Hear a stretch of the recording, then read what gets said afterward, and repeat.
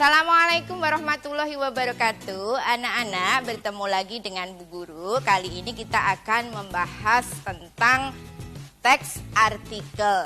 Video yang lalu kita sudah membahas tentang struktur artikel yang pertama dan kedua, yaitu judul dan lead. Ya, untuk kali ini kita akan membahas bagian yang ketiga dan empat, yaitu bagian isi dan penutup. Struktur bagian isi yang nomor 3 nanti berisi opini atau pendapat, gagasan, pikiran atau kritik seseorang terhadap persoalan yang berkembang di masyarakat. Ya, biasanya ditulis dengan bahasa ilmiah populer. Ilmiah populer itu, ilmiah berarti menggunakan kaidah baku, populer berarti digunakan sehari-hari dalam masyarakat. Agar opinimu nanti bisa dipercaya orang, maka perlu adanya data atau fakta. Kita bahas dulu mengenai opini. Opini adalah pendapat seseorang mengenai suatu hal yang belum tentu kebenarannya. Karena belum tentu kebenarannya, maka nanti tulisanmu setelah pendapat, maka diberi bukti-bukti. Begitu ya. Selanjutnya, ciri opini. Ciri opini yang pertama, argumen seseorang ini bersifat subjektif. Apa itu subjektif? Subjektif itu pandangan sendiri. Ya. Ada sebuah tema atau ada sebuah kasus, kemudian kita disuruh untuk beropini, maka tiap orang itu pasti opininya beda-beda. Nah, itulah yang namanya argumen atau opini seseorang tadi. Yang kedua, tidak memiliki data akurat. Jadi opini yang kita jelaskan ke orang lain itu belum memiliki data akurat. Untuk mendapatkan data yang akurat, maka kamu perlu membuktikannya dengan beberapa fakta. Yang ketiga, biasanya opini itu menggunakan kata bisa jadi, sebaiknya, seharusnya, menurut saya, tampaknya, saya kira. Nah, seperti itu. Yang keempat, menunjukkan peristiwa yang belum terjadi biasanya. Iya. Yang kelima, kebenarannya belum bisa dipastikan. Jadi masih diragukan. Supaya yakin kita, maka ada data. Ya, yang keenam, pernyataannya biasanya berupa usul, saran, nasihat. Seperti itu ya. Jenis opini itu ada 2 jenis, yaitu opini perorangan. Jadi opini perorangan itu kaitannya dengan kehidupan seseorang ya, secara khusus ya. Misalkan saya semangat mengikuti PJJ. Nah, itu opini kamu. Ada yang tidak semangat, ada yang agak semangat. Nah, itu opini. Opini perorangan. Yang kedua, opini umum. Ya, jadi berlaku untuk umum. PJJ harus diikuti murid karena pelajar masih terikat dalam suatu sekolah. Ya, kalau kamu masih terikat dalam satu sekolah, maka harus mengikuti PJJ.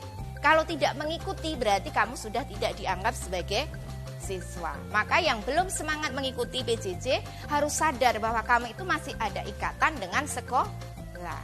Itu ya, jenis opini. Selanjutnya, mengenai fakta. Fakta adalah hal atau peristiwa yang benar-benar ada atau terjadi dan bisa dibuktikan kebenarannya. Ya, beda dengan opini tadi. Ya. Cirinya yang pertama, seperti pengertiannya, fakta dapat dibuktikan kebenarannya. Merupakan jawaban dari apa, kapan, di mana, siapa, dan berapa. Itu jelas nanti terbukti. Ada peristiwa apa? Oh, ada peristiwa gempa bumi. Kapan? Oh, bulan Mei. Di mana? Nah, itu kan jelas. Ada kebenarannya. Kemudian yang ketiga, memiliki sumber yang dapat dipercaya. Ya, ada data. Oh, di sini loh. Ya, jumlahnya ada 2000 korban gempa bumi. Kalau tulisan bisa dengan dalil-dalil yang menguatkan, misalkan dari hadis, Al-Quran, atau pendapat seseorang yang sudah teruji kebenarannya. Maka kalau kamu nanti membuat skripsi, karya ilmiah, itu kan mengutip pendapat. Nah, mengutip pendapat seseorang itu sudah teruji. Ya, kalau belum teruji tidak boleh. Yang kelima, logis atau masuk akal. Ya. Tadi yang keempat ya, yang kelima bersifat faktual, benar-benar terjadi. Ya. Kalau belum terjadi, tadi kan opini, ini benar-benar terjadi. Yang keenam, objektif, berdasarkan fakta yang ada, apa adanya, tidak dibuat-buat. Kalau opini kadang berdasarkan perasaan. Itu ya mengenai fakta. Jenis fakta ada dua, fakta umum. Fakta umum atau kebenarannya itu sepanjang masa. Matahari terbit dari timur. Kalau nanti sudah tidak terbit dari timur berarti sudah tidak ada masa lagi. Ya, itu akan berlaku selamanya sampai hari kiamat. Fakta khusus, kebenarannya hanya berlaku beberapa saat. Misalkan seperti saya di sini ini. Bu Hariah menjelaskan materi artikel, itu fakta. Berlakunya tidak lama. Makanya itu namanya fakta khusus. Seperti pandemi itu juga nanti termasuk fakta khusus karena tidak berlaku selamanya. Kalau selamanya betapa dunia ini sudah kiamat. Berikutnya, untuk memahami opini, ya kita perlu menuangkannya dalam sebuah paragraf. Maka kita akan membahas sedikit mengenai paragraf. Paragraf juga disebut alinea, sama ya, itu sinonimnya. Sebelum kita membahas paragraf, akan saya perlihatkan dulu sekilas mengenai ilmu sintaksis. Kalau nanti kamu kuliah di jurusan bahasa akan tahu tentang sintaksis. Sintaksis itu ilmu yang mempelajari tata kalimat, seluk-beluk kalimat. Ya, antara lain di situ fonim. Fonim itu sama dengan huruf. Atasnya fonim itu suku kata, huruf, kumpulan huruf suku kata. Kumpulan suku kata menjadi kata, kumpulan kata menjadi frasa. Kumpulan frasa menjadi klausa. Kemudian kumpulan klausa menjadi kalimat, kumpulan kalimat menjadi paragraf, kemudian menjadi wacana. Kita akan membahas bagian yang kalimat dan paragraf secara singkat saja. Paragraf adalah rangkaian kalimat yang menjelaskan ide pokok. Jadi ada beberapa kalimat, minimal kalau kamu membuat paragraf itu 3, jangan 1. Nanti kalau 1 berarti hanya kalimat. Kalau 2 berarti kalimat penjelasnya hanya 1. Kurang kuat untuk menjadi sebuah pembuktian. Maka minimal itu 3, 1 kalimat utama dan 2 kalimat penjelas. Sedangkan kalimat itu sendiri adalah kumpulan kata, ya, minimal terdiri dari subjek dan predikat. Minimal ada subjek dan predikat. Serta sudah berintonasi atau sudah ada tanda baca. Kalau belum ada tanda baca nanti namanya klausa. Jadi bedanya kalimat dengan klausa itu ada di tanda baca. Tanda bacanya apa saja? Bisa berita, perintah, dan tanya. Itu ya, paham ya antara paragraf dan kalimat. Jadi paragraf itu rangkaian kalimat yang memuat ide pokok. Sedangkan kalimat kumpulan kata minimal terdiri dari SP dan sudah ada tanda bacanya. Sekarang kita bahas mengenai ide pokok. Nama ide pokok itu banyak sekali ya, ide pokok, gagasan utama, gagasan pokok. Ya, adalah gagasan yang menjadi pokok pengembangan paragraf. Kalau kamu ingin mengembangkan paragraf, kamu harus punya ide pokoknya. Nah itu nanti yang menjadi dasar dalam mengembangkan paragraf. Oh, tentang PJJ, ide pokoknya. Berarti nanti kamu kembangkan PJJ itu menjadi sebuah paragraf. Sedangkan kalimat utama adalah kalimat yang memuat ide pokok. Jadi paham ya antara ide pokok dengan kalimat utama. Untuk memperjelas kita lihat slide berikutnya. Perbedaan dan persamaan ide pokok dan kalimat utama. Jadi kita lihat perbedaan. Kalau kalimat utama berupa kalimat minimal SP, sedangkan ide pokok itu intinya saja. Ya, intinya berupa frasa gabungan kata. Belum ada SP-nya, mungkin hanya S atau P. Tapi kalau kalimat minim SP, itu bedanya ide pokok dengan kalimat utama. Sedangkan persamaannya terletak di tempat yang sama. Jika ide pokoknya di awal paragraf, maka kalimat utamanya juga di awal paragraf. Kalimat utama itu tadi pengertiannya kan memuat ide pokok. Jadi ide pokok itu di dalam kalimat utama. Nggak mungkin akan berbeda tempat. Kalau di awal ya di awal, di akhir di akhir. Begitu ya perbedaan dan persamaannya. Kita lihat contohnya. Ya, untuk membedakan kalimat utama dan ide pokok. Langsung saja di kalimat yang berhuruf warna merah. Itu kalimat utamanya di situ. Sejumlah orang rajin kumur dengan air garam untuk menjaga kesehatan mulut dan tenggorokan. Itu kalimat. Jadi dari awal sampai akhir ada tanda bacanya tadi. Minimal SP, kebetulan itu SP, K-nya 2. Sejumlah orang S, rajin, P, kumur, objek, dengan garam K, untuk menjaga kesehatan K. Nah, itu. Minimal SP, kalau SP saja boleh. Ya. Nah, seperti itu kalimat utamanya dari awal sampai akhir. Sedangkan ide pokoknya saya ambil, boleh diambil disingkat, dijadikan frasa boleh. Kumur dengan air garam menjaga kesehatan. Ya, itu subjek saja. Kalau menempati sebuah kalimat, dia posisinya sebagai subjek. Itu bedanya ya. Jadi ide pokok kadang lebih singkat daripada kalimat utama karena hanya S saja atau P saja. Sedangkan kalau kalimat minimal S, P. Begitu ya? Paham? Kita lanjutkan. Berikutnya, setelah membahas tentang kalimat utama tadi, kita akan membahas syarat paragraf. Untuk membuat paragraf itu kamu harus tahu syaratnya apa, tidak asal tulis. Nanti kalau kamu tahu syaratnya, kamu mudah sekali membuat sebuah paragraf. Tidak ada lagi kesusahan. Ya, kalau saya tidak bisa mengembangkan, Bu, saya tidak ada mood selalu disalahkan. Nah, nanti kalau sudah tahu syaratnya ini, ternyata menulis itu gampang. Ya, semudah kalau kamu ngomong. Ya, kalau ngomong kan kamu pintar sekali ya. Nah, ini.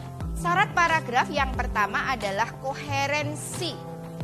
Koherensi itu hubungan logis antar bagian kalimat dalam satu paragraf. Jadi antara kalimat dengan kalimat satu, kalimat utama dengan kalimat penjelasnya itu ada hubungannya. Istilahnya nyambung. Oh, membahas tentang SMA, ya tentang SMA, jangan SMP dimasukkan. Membahas kelas, ya tentang kelas, jangan sampai membahas di luar kelas, misalkan kantin, seperti itu. Nah, nanti kita buat 2 paragraf kalau ada perbedaan. Itu koherensi ya. Kita lihat contohnya. Sejumlah orang rajin kumur dengan air garam, yang fokus pada huruf berwarna merah. Kumur dengan air garam. Kalimat kedua, biar koherensi, ada kaitannya dengan air garam. Larutan air garam, nah itu kan ada kaitannya. Selanjutnya di kalimat ketiga, kumur dengan air garam. Kalimat keempat, namun larutan air garam. Nah, ini antara kalimat utama dengan kalimat penjelasnya atau kalimat yang lainnya itu ada kaitannya antar kalimatnya. Itu namanya koherensi. Jangan sampai nanti kamu membuat antara kalimat satu dengan kalimat yang lain jauh, ya tidak ada kaitannya. Begitu ya. Lanjut. Syarat yang kedua adalah kohesi. Dalam bahasa Indonesia itu ada istilah kohesi. Kalau di pelajaran fisika juga ada ya. Tapi beda ya, kamu harus bisa membedakan, jangan sampai kohesi, oh ingatan ke fisika. Bahasa Indonesia ada istilah kohesi. Kohesi adalah keterikatan antar unsur dalam struktur sintaksis atau tata kalimat tadi, dalam menata kalimat. Jadi keterkaitan antar unsur dalam penataan kalimat yang ditandai dengan konjungsi, repetisi, pronomina atau kata ganti atau kata rujukan dan sinonim. Ada beberapa, tapi kita ambil yang paling mudah saja. Nanti yang susah kamu pelajari sendiri ketika jadi mahasiswa. Ya, ditandai dengan konjungsi, kata sambung, repetisi, pengulangan, pronomina, kata ganti atau kata rujukan dan sinonim. Biar lebih jelas akan Bu Guru contohkan ya. Nanti kalau pas bagian ini kamu harus betul-betul fokus. Ternyata menulis itu mengembangkannya gampang. Ini termasuk bagaimana cara mengembangkan paragraf ya, menjadi paragraf yang panjang biar tidak satu kalimat atau dua kalimat saja. Lah ini kuncinya ada pada kohesi. Kita lihat contoh kohesi yang pertama, repetisi, pengulangan. Perhatikan baik-baik ya, nanti ternyata menulis itu gampang ada di sini. Kamu mau menggunakan kohesi yang mana? Campuran boleh, repetisi boleh. Fokus pada kata yang ditandai warna merah. Al-Fatih adalah nama yang kami pilih untuk kutab ini. Kutab itu pendidikan berdasarkan cara Rasulullah dulu ya, mendidik anak-anak itu kutab. Ya. Nama. Kemudian pas kalimat pertama itu kita ambil salah satu, kita bawa ke kalimat kedua. Kita ulangkan lagi. Ya, terserah kamu mau ngambil mana, yang kamu kembangkan mana. Apakah Al-Fatihnya boleh, kalau ini kan nama. Al-Fatih adalah nama yang kami pilih untuk kutab ini. Sebuah nama ditambahi kata sebuah nggak apa-apa. Nanti kalau kamu tambah ibuan juga nggak apa-apa kalau itu bisa nyambung. Misalnya kenamaan, nah itu boleh. Ya, tapi kalau kenamaan ini kan nggak cocok. Kita tambahi sebuah nama kebesaran disematkan kepada Mehmet Han, Sultan ke-7 Turki Utsmani. Kata kebesaran kita ulang ke kalimat berikutnya. Kebesaran namanya menginspirasi untuk meneladani sekaligus menjadikan trofi yang dijanjikan Nabi kota Roma dan Konstantinopel. Kalau kamu ingin melanjutkan lagi bisa panjang, ya. Tapi kalau kamu nanti terlalu panjang juga nggak bagus, ya. Kalau artikel ilmiah di koran-koran itu panjang boleh, tapi kalau untuk seusiamu tidak perlu panjang-panjang dulu ya, karena pembacanya juga seumuran kamu. Kalau terlalu banyak nanti membosankan. Ya, ini masih bisa dilanjutkan lagi. Misalkan kalimat ketiga itu kebesaran namanya menginspirasi untuk meneladani. Ambil misalkan kata inspirasi. Inspirasi itu kalimat keempat ya. Inspirasi itu antara lain, nah itu bisa. Terus nanti tidak akan berhenti. Kamu yang menghentikan. Itu namanya repetisi. Jadi ambil kata sebelumnya, dikembangkan di kalimat kedua, ambil lagi kalimat ketiga dan seterusnya. Gampang kan? Iya. Mudah? Mudah ya. Yang kedua, pronomina. Kohesi pronomina dengan kata ganti atau kata rujukan. Kata rujukan itu kata yang merujuk kalimat sebelumnya atau kata yang menggantikan kalimat sebelumnya. Ya, contohnya kita fokus ke kata yang berwarna merah. Selama masa pandemi COVID-19, semua jenis pendidikan harus dilakukan secara online atau dalam jaringan.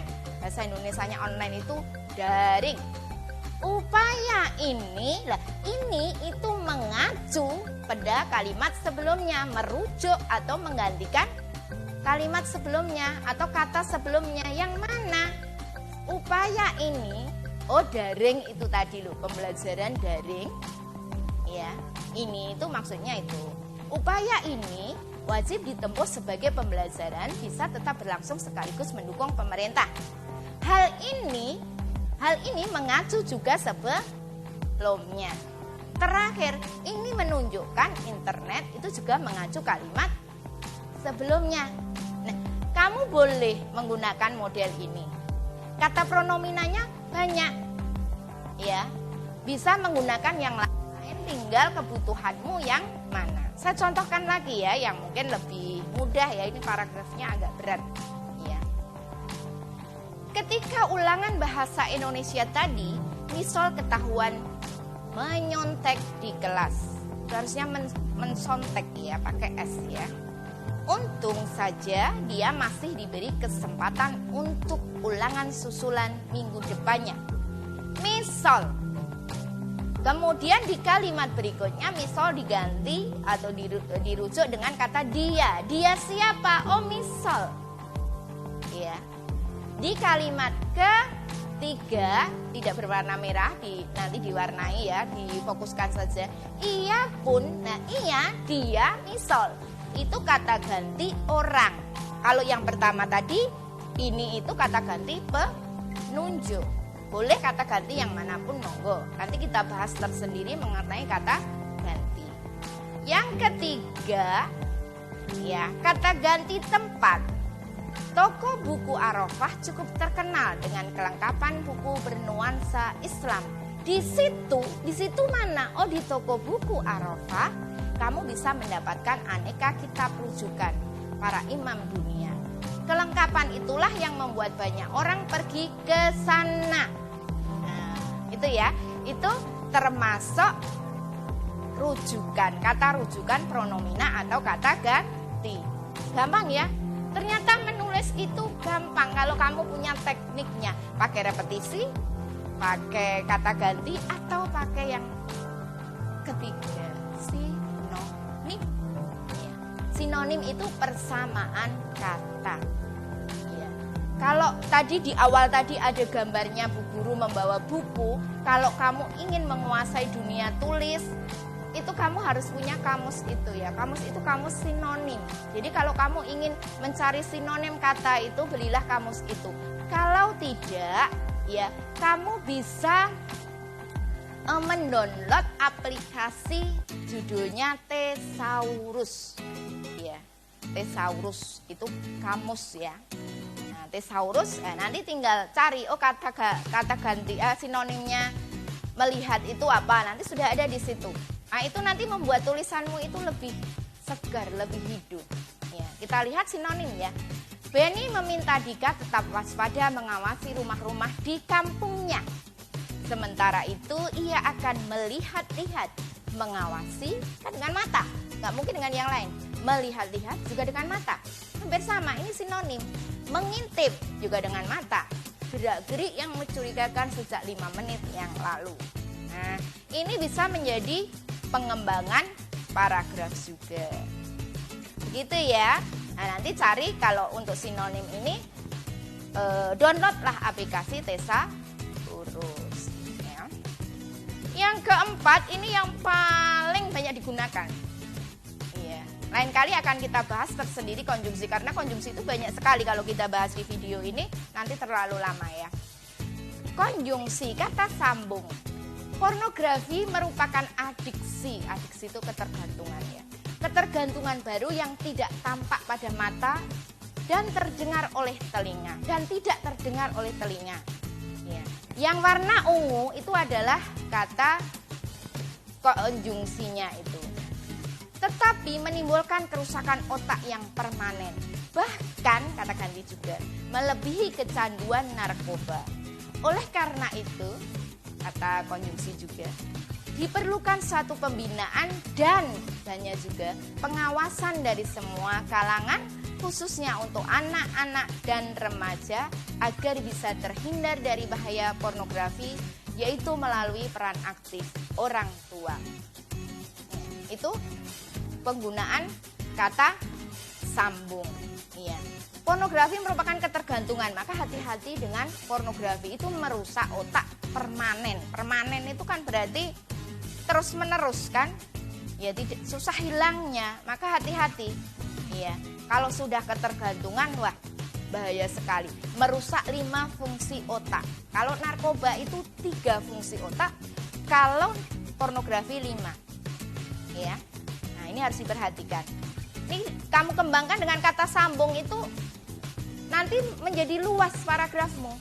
Ya, maka kuasai konjungsi. Kalau kamu ingin menjadi penulis, kalau kamu nanti kuliah ingin mengembangkan sebuah tulisan, pahamilah konjungsi, karena konjungsi ini kunci untuk mengembangkan paragraf yang paling mudah.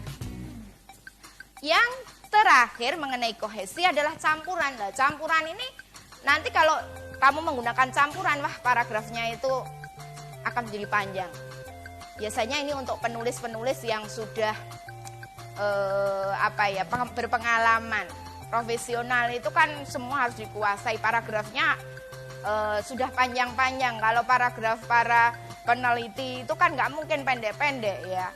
Kalau kalian masih latihan nggak apa-apa, tapi kalau sudah punya profesi tertentu, peneliti, itu pengembangan paragraf minimal itu 60 kata loh ya.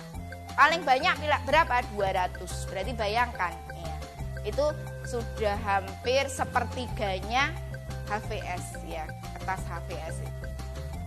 Seperti halnya narkoba, seperti itu kata sambung, kecanduan pornografi juga mengakibatkan kerusakan otak yang cukup serius. Pornografi bukan, melainkan kata sambung ya. Kerusakan otak tersebut, itu tadi apa? Kata ganti pronomi, nah sama dengan kata sambung. Kerusakan otak pada orang yang mengalami kecelakaan mobil dengan kecepatan sangat tinggi. Bayangkan, pornografi. Luar binasa ya, bukan luar biasa. Kerusakan otak yang diserang oleh pornografi adalah bagian PFC. Bagi manusia, bagian otak ini merupakan salah satu bagian yang paling penting. Karena bagian otak ini dimiliki oleh manusia sehingga manusia memiliki etika bila dibandingkan binatang. Kalau kamu sudah rusak otaknya, PFC-nya, berarti bisa saja kamu berlaku sebagai binatang, nggak bisa berpikir cerdas, iya, nggak bisa berpikir lebih bagus, maka sesuatu akhirnya tidak terkendali. Nah itu bagian kohesi yang campuran, itu ya. Selanjutnya bagian yang keempat yaitu penutup. Dalam sebuah artikel, bagian yang menentukan adalah penutup. Mengapa? Karena di penutup inilah nanti tulisanmu itu dilakukan oleh seseorang, diyakini atau tidak. Maka buatlah bagian penutup itu betul-betul menggugah para pembacanya. Yang pertama, simpulan dari isi tulisan secara keseluruhan dipaparkan sebelumnya. Jadi simpulan itu dari isi tulisan yang secara keseluruhan yang dipaparkan tadi bisa saja berupa saran, beri saran, harapan, ajakan.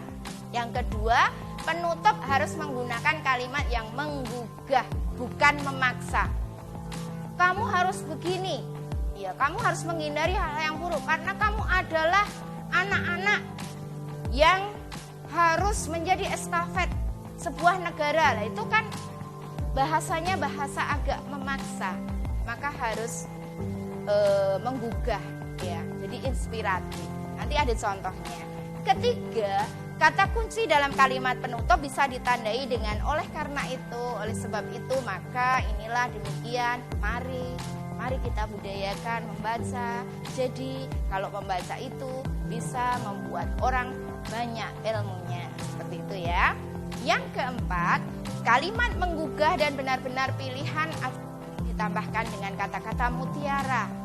Ya, jadi waktu kamu ingin menggugah seseorang supaya percaya dengan ajakanmu, maka tambahkan kata-kata mutiara boleh, puisi boleh, renungan boleh, ya, ajakan boleh, pertanyaan boleh. Misalkan budaya membaca yang rendah di SMA MTA menjadi tanggung jawab siapa? Nah, itu bisa menjadi penutup. Kita lihat penutupnya ya. Mahasiswa tak perlu dipandang sebagai juru selamat atau ratu adil yang kedatangannya perlu dinantikan. mahasiswa juga tidak perlu dipandang eksklusif sehingga harus selalu berjuang sendirian. Mari berkolaborasi untuk Indonesia yang lebih baik. Ini contoh di Kompas ya, artikel Pak Sutanto yang judulnya Mahasiswa dan Kolaborasi. Kemudian contoh yang lain, izinkan penulis mengakhiri tulisan ini dengan puisi Titian Cinta Surga yang dikutip dari buku angkatan 32. Yang bunyinya, pegang teguh nyala imanmu, jangan biarkan padam percuma, digerogoti dunia fana, hingga kok tak berarti apa-apa dalam keabadian janahnya. Contoh lain, sebagai penutup, marilah kita renungkan apa yang sebenarnya kita dapatkan dari hidup ini. Bukankah kita datang ke dunia tanpa membawa apa-apa? Bukankah kita meninggalkan dunia ini hanya dengan membawa selembar kain putih? Jadi, hanya itulah keuntungan yang kita peroleh sepanjang hidup di dunia.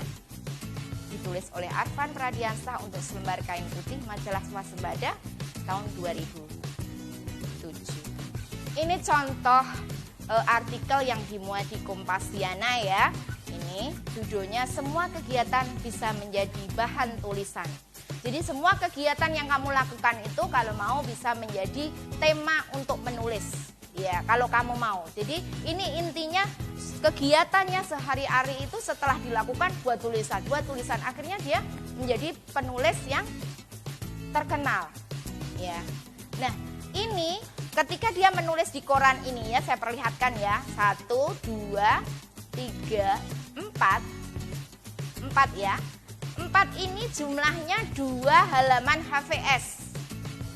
Ya. Kemudian ada 550 kata yang beliau tulis. 550 kata, 2 halaman HVS. Kemudian jumlahnya 2000 karakteran. Ya, karakter sudah tahu kan kemarin, sama dengan huruf, tanda baca dan sebagainya. Ini ada yang penting 2 HVS gitu ya, ukuran A4. Gitu. Kita lihat contoh-contoh artikel yang dimuat di surat kabar itu sepanjang ini ya. Nah, ini enggak 1 halaman koran enggak loh ya, ini hanya bagian seperempatnya 1 halaman itu. Nih, hobi jadi prestasi. Ini tantangan guru untuk menumbuhkan budaya menulis, termasuk apa yang sudah saya sampaikan itu termasuk tantangan guru untuk menumbuhkan supaya kamu itu benar-benar ingin belajar menulis. Ya, maka menulislah. Nah, selesai. Ya, ingat pesan Bu Guru, kalau 1 peluru itu hanya bisa membunuh 1 kepala, maka 1 tulisan bisa mempengaruhi ribuan bahkan jutaan manusia atau pembaca. Selamat menulis. Assalamualaikum warahmatullahi wabarakatuh.